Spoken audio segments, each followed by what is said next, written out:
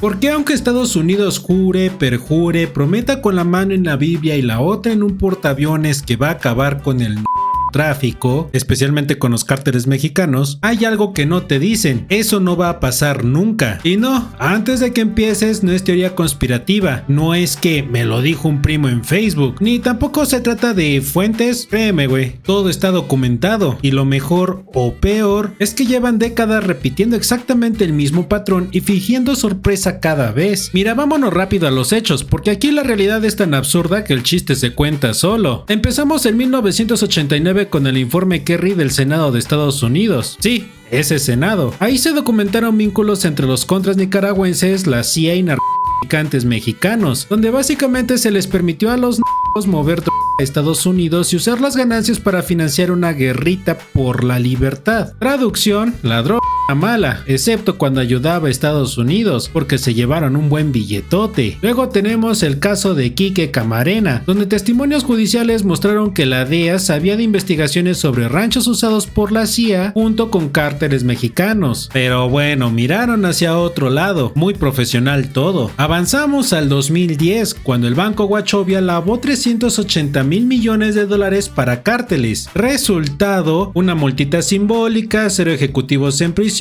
porque al parecer lavar dinero es ilegal. Bueno, solo si eres pobre. En 2011 llega la joya Operación Rápido y Furioso, cruzando a cárteles mexicanos donde se les perdió el rastro. Y curiosamente en esa misma época un cártel se fortaleció como nunca. Pero oye, seguro fue coincidencia, como todas las anteriores. En 2012 el banco HSBC fue multado con 1.900 millones de dólares por lavar 881 mil millones al Nadie fue a prisión, porque otra vez, si el crimen usa corbata, se llama error administrativo. Luego está el trabajo de Anabel Hernández, documentando la colusión histórica entre élites mexicanas, cárteles y agencias estadounidenses. También tenemos el trabajo de Diego Osorno, mostrando cómo un cártel operó durante años con protección estatal. El trabajo de David Shirk, donde explica cómo la famosa guerra contra las no es una guerra, es una herramienta de política exterior y algo que no se piensa erradicar. Y con todo esto, uno se hace una pregunta muy sencilla: si Estados Unidos realmente quisiera acabar con el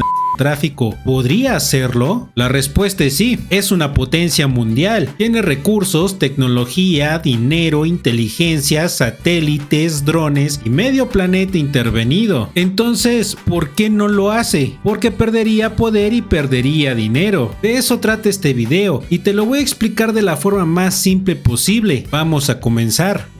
Para empezar, vamos a hablar cómo es que llega la Estados Unidos, porque sí, claro que hay grupos criminales que le envían, pero fingir que todo depende solo de ellos es hacerse tremendamente pendejo. Para que la droga entre, cruce y se distribuya, no basta con un motivado y una camioneta con estampitas de la Santa Muerte. Se necesita algo más importante: funcionarios estadounidenses corruptos. No nos hagamos los sorprendidos, mucha de la droga no entra de forma ilegal, entra por métodos perfectamente legales: puertos, aduanas, carreteras, fronteras, puntos de control. Y en todos esos lugares hay alguien que decide mirar hacia otro lado. ¿Por qué no? La droga no se teletransporta, no cruza el desierto mágicamente, y mucho menos va a aparecer de la nada en un Walmart de Ohio, ya que para que un barco entre, para que un avión aterrice en un hangar, para que un tráiler cruce una frontera, alguien del gobierno estadounidense tiene que permitirlo. Miren, Estados Unidos lo monitorea todo, sabe qué entra, qué sale, por dónde y cuándo. Y muchas veces sus propios funcionarios dicen: todo está controlado, nosotros nos encargamos, jóvenes. Y sí, se encargan, pero de que pase la droga.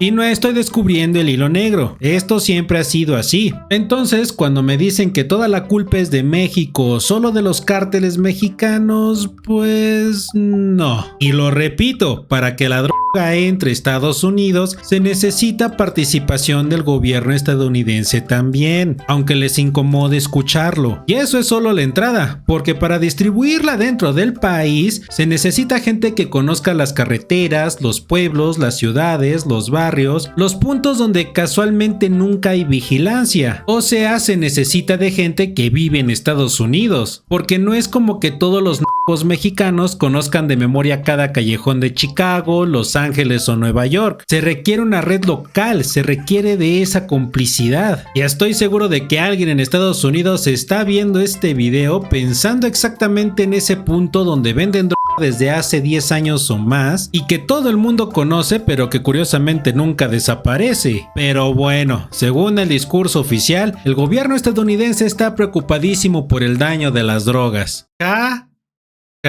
No me hagan reír.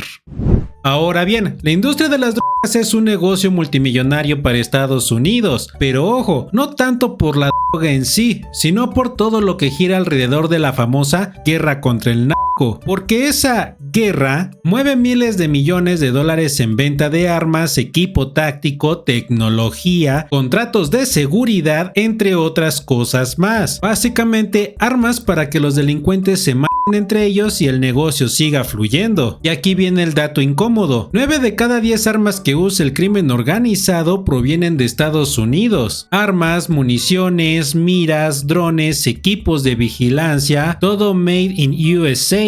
¿Y cómo se sabe esto? Porque en México no existen fábricas legales ni ilegales capaces de fabricar el armamento que usan los cárteles. Esas armas vienen de fuera. Por eso cada vez es más común ver elementos de seguridad mexicanos siendo superados por grupos criminales mejor armados que el propio ejército, y así es muy difícil combatirlos. Aquí a los policías les dan resorteras, ya ni la chingan, pero ese no es el punto. El punto es que más de 1,000 millones de balas se movieron en una década, y esa cantidad de balas no pasa desapercibida, mucho menos para una potencia mundial.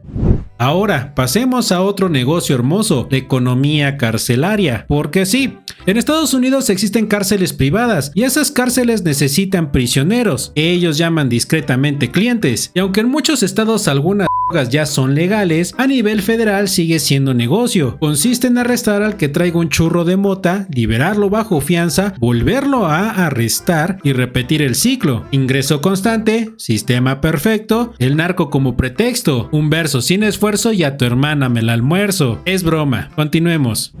Y por último, pero no menos importante, el flujo de dinero sucio. Se sabe que empresas en Estados Unidos lavan cientos de miles de millones de dólares del narco cada año. Pero aquí viene la magia. De todas las cuentas bancarias con algún tipo de nexo con el narcotráfico en Estados Unidos, solo se congelan poco más del 30%. Sí, poco más de 30%. Y si les preguntas por qué, te cambian el tema, te señalan a México y te dicen que los malos son los cárteles mexicanos. Ah, pero eso sí, cuando hubo una crisis financiera como la de 2008, ahí se agarraron dinero del narcotráfico y lo metieron al sistema financiero para salvar a sus bancos. Después aprendieron de eso y ahora dicen que persiguen el lavado de dinero, pero en la práctica cada año se lavan más de 100,000 millones de dólares proveniente de drogas de Estados Unidos y forman parte normal de su sistema financiero. Así que sí, uno de los principales motivos por los que no van a combatir las drogas es el mismo de siempre: dejan demasiado dinero. El mensaje real no es vamos a acabar con las drogas, es más bien vamos a hacer como que las combatimos, y con eso la gente escucha lo que quiere escuchar y el negocio sigue funcionando. Ahora, no todo es dinero. También hay otro tipo de valor, el verdaderamente peligroso, la información. Porque sí, se sabe que algunos cárteles infiltrados funcionan como fuentes de información sobre temas que no salen en los comunicados oficiales, como movimientos migratorios, actividades de otros grupos, rutas, contactos y en muchos casos, chivos expiatorios perfectos para gobiernos locales. Entonces, el trato es simple, elegante y muy democrático. El narcotráfico les da información valiosa y a cambio les dan un buen trato. Puede ser una reducción de condena o directamente la libertad. Así que si alguien de la audiencia conoce a algún miembro o líder de un cártel que mágicamente sigue libre después de un proceso penal estadounidense, imagínate la calidad de información que tuvo o tiene que soltar para que lo dejen en libertad. Obviamente la información que sueltan no es un chisme, tampoco es un yo creo, más bien es algo lo suficientemente importante para Estados Unidos. Y cuando digo importante, imagínate que ese capo supiera algo sobre algún funcionario público en México, algo lo suficientemente grave como para arruinarle la carrera o lo bastante útil como para presionarlo políticamente. Entonces toda esa información que sueltan criminales, Estados Unidos la utiliza para intervenir políticamente en otros países, México incluido. ¿Cómo nos presiona? Pues con temas de energía, asuntos comerciales, de migración, aranceles, amenazas veladas o recomendaciones diplomáticas. Bueno, eso ya lo han visto ustedes. ¿Alguna vez han visto alguna noticia? Pero claro, todo es coincidencia, siempre lo es. Ahora, si te preguntas por qué a veces capturan o matan líderes, la respuesta es simple: cuando se pasan de listos. Porque aunque no lo parezca, esto tiene reglas no escritas. Regla número 1: no matar agentes estadounidenses. Regla número 2: no alterar intereses económicos de Estados Unidos, como los puertos, el comercio, las rutas estratégicas, y nada de jugarle al geopolítico sin permiso. Por ejemplo, y esto salió en noticieros, China está compitiendo fuerte en el puerto de Manzanillo y ya está en el radar estadounidense. Pero, ¿cómo se enteraron los medios de comunicación de esto? Porque hay varios miembros de cárteles presumiendo que por ahí pasan cosas ilegales como si fuera un logro. Pero a Estados Unidos no le molesta que pasen cosas ilegales, eso pasa siempre. Lo que le molesta es que otra potencia mundial como lo es China tenga una rebanada de pastel más grande que la de Estados Unidos. Eso sí castiga. Ahora, ojo con esto, si de repente ves oleadas de detenciones, laboratorios desmantelados, operativos espectaculares, convoys, helicópteros y conferencias de prensa con cara de misión cumplida, eso no es sorpresa, eso ya está pactado, ya está acordado qué se cae, cuándo se cae y quién se sacrifica. ¿Para qué? Para llenar los medios de comunicación de titulares bonitos como golpe histórico al narco, operativo sin precedentes. Ahora sí, les dimos duro, entre otros más. Y la gente piensa, mira, sí están combatiendo al narco, cuando en realidad no están tocando el negocio, solo están moviendo piezas. Recuerda que todo esto es teatro, es escenografía, contenido para noticiero, porque te lo vuelvo a repetir, si Estados Unidos quisiera acabar con el narcotráfico, lo podría hacer, y empezando por su país, porque es una potencia mundial, tienen los medios para hacerlo muy rápido, pero no lo hace. Ahora, sobre los capos que sí sobreviven a la presión de Estados Unidos, ¿quiénes son? Bueno, pues son los que mantienen en orden sus plazas, también los que cooperan con inteligencia estadounidense contra otros grupos, también los que no hacen escándalo y los que no presumen en redes. Y se me olvidaba también los que respetan los acuerdos tácitos sobre qué drogas mandar y a qué zonas. Sí, incluso ahí hay reglas. Metanfetaminas, fentanilo, marihuana, todo tiene límites, aunque nadie los firme. Así que no, esto no es descontrol, no es incompetencia, es un sistema cínico, hipócrita, pero muy bien administrado.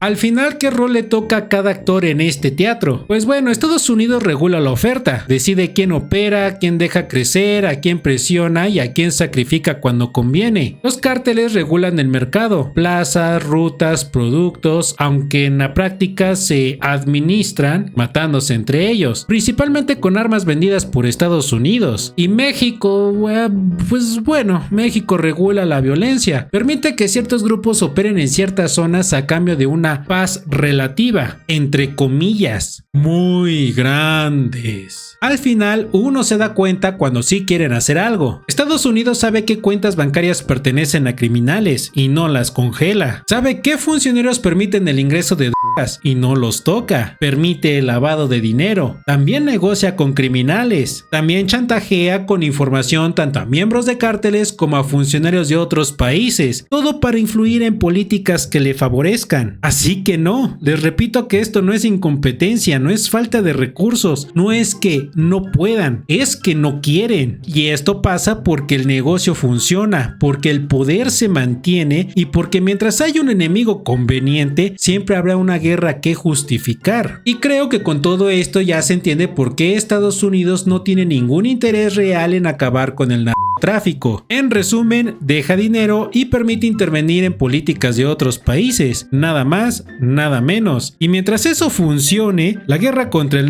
no es una guerra, es un modelo de negocio. Pero bueno, si quieres saber cuáles son los delitos del futuro en México, que algunos ya se están cometiendo, y cómo te pueden fabricar un delito en México sin despeinarse, te dejo esos videos aquí en pantalla. Yo soy Corzo, y si después de esto sigues creyendo el discurso oficial, no te preocupes, no eres el único. Adiós.